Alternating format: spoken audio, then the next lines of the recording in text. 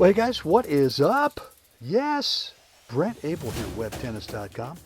Another episode of What's the Right Shot? Yours truly with a return and kind of a longer point than maybe normal, but maybe.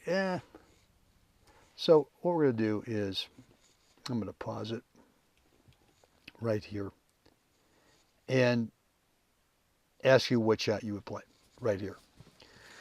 There's some choices, right? You can slide it up the line as an approach. Obviously, that cross-court lob looks pretty darn juicy. You know, you might get really aggressive and kind of carve it low and slow cross-court into that alley. You could do that, right? So there are definitely some choices. The other thing, too, is probably not with this racket setup position, but you could maybe drive it at the net player, right? And so, anyway, what I want you to be thinking about here is this is going to be this episode is less about shot choice and more about how do you want to respond when you miss a shot into the middle of the net. And yeah, that's right. We all do that, right? Here's the mistake I used to make. Is I would miss this shot or a shot, and I would start thinking about some kind of technique that I needed to change, right? I'd be real critical, as opposed to what I've learned over time is that what works better for me, and if you're not doing this, I highly encourage you to try this, is when you miss this shot, no matter what shot it is, right? Could be this up the line approach. It could be that you play a short lob out of this. It could be any number of shot choices. But for me, what I'm going to tell myself is not being critical. All I'm going to tell myself is next time higher. Just simply higher. Because we've all played enough tennis. Look, and sometimes from time to time we just chunk it. But I just need to remind myself next time, rather than being critical, let's just go ahead and let's just play this thing 2 feet over the top of the net. That'll be your target. And maybe, and I think we all do this from time to time, we get a little sloppy with our target, right? Which to me, as you guys have been with me for a while, know that my target, no matter what my shot choice is always in the area above the top of the net. And I might have gotten a little sloppy here and just didn't concentrate enough on that. So rather than being critical, again, all I'm going to tell myself is, okay, next time we're going 2 feet, 3 feet, a foot, whatever it is that works best for you.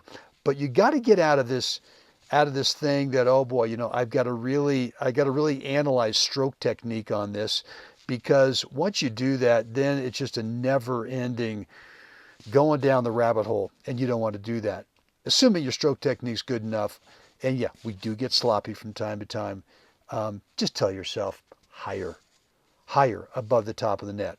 Or maybe if I'd hit this thing clean, maybe if it had been clean, my target was 2 feet over the net, but I'd played it way too close to the double sideline and the thing had drifted out. Well, I wouldn't have been critical. I just would have said, okay, next time we're going up the single sideline and not flirting with that double sideline. Guys, hope this has been helpful. Look, what I'm going to do right now is let's just go ahead. Yeah, I'm going to yak away on this, and we'll play this thing in real time.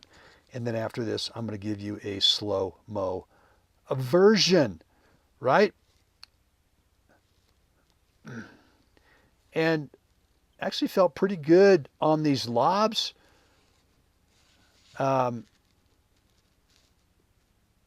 But got maybe a little anxious on that, right? Maybe thought, well, I got a little opening. The guy's up there at net right in the middle. Maybe I got to get to it early. Might have played that contact point a hair too soon. Anyway, that's it. Look, I want to hear what's on your mind from today's episode. Right down below in the comments area. Could be a comment, a question, remarks, feedback, whatever it is. I'd love to read your stuff and go ahead and respond to you. Slow-mo version is coming up, and as always, guys, time for all of us to get out there. We got to help someone else have a spectacular day. Guys, see you again next time.